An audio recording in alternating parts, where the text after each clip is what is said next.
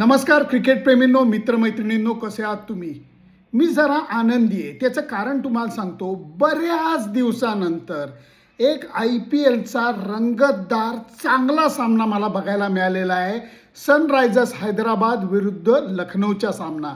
या सामन्यामध्ये नुसता बॅटिंगचा धुमाकूळ नव्हता. बॉलर्सना समान संधी होती, कारण खेळपट्टी जी होती ती किंचित संथ होती, हळुवार होती. त्याचा फायदा बॉलर्सनी घेतला आणि मोहम्मद शमीनी सुरुवात जबरदस्त करून दिली. 2 विकेट काढल्या. ट्रॅव्हिस हेड आणि त्याचबरोबर अभिषेक शर्मा 4 ओव्हरमध्ये 18 डॉट बॉल टाकून 9 रन्स फक्त त्यांनी दिल्या आणि सनरायझर्स हैदराबादला 160 धावांच्या आत रोखण्यासाठी मदत केली. याच्यामध्ये क्लासेन आणि नितीश कुमार रेड्डीची भागीदारी ही फार मोलाची ठरली, कारण वरती सगळे आऊट झालेले होते.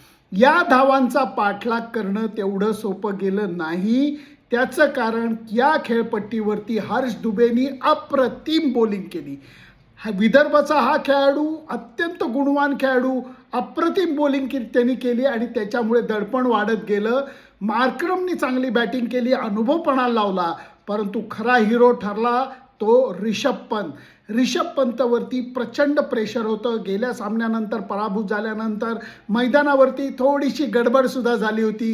त्या रिषभ पंतनी आज शेवटपर्यंत उभं राहून षटकार मारण्याचा मोह टाळून अप्रतिम स्टायलिश ऑथेंटिक बॅटिंग केली. नाबाद राहिला, जिंकूनच परत आला आणि म्हणून लखनौला बऱ्याच दिवसानंतर एक चांगला विजय हाती लागलेला आहे. आणि जे त्यांचे ओनर्स आहेत गोयंका, त्यांच्या डोळ्यात अक्षरशः पाणी आलेलं होतं. शेवटचा मुद्दा, जो विनिंग शॉट होता त्यावेळेला लखनौच्या खेळाडू आवेश खाननी मोठा मूर्खपणा केलेला आहे. कारण बॉल बाउंड्री लाईनच्या बाहेर जायच्या अगोदर हा पठ्ठ्या बाउंड्री लाईनवरती उभा होता, पॅड बांधून बॅट हातात धरून, आणि बॉल बाउंड्री लाईनच्या बाहेर जायच्या अगोदर त्यांनी तो टोलवलेला आहे. म्हणायला गेलं तर टेक्निकली ती बाउंड्री धरता येणार नाही. मॅच संपलेली आहे, लखनौला विजयी घोषित केलेला आहे, पण आवेश खानला कदाचित दंड सोसायला लागेल, कारण भावनेच्या भरात, उत्साहाच्या भरात त्यांनी केलेली चूक ही शुद्ध क्रिकेटच्या भाषेतला मूर्खपणा होती. परंतु वेल प्लेड रिषभ पंत, वेल बोल्ड मोहम्मद शमी आणि वेल प्लेड लखनौ सुपर जायंट्स.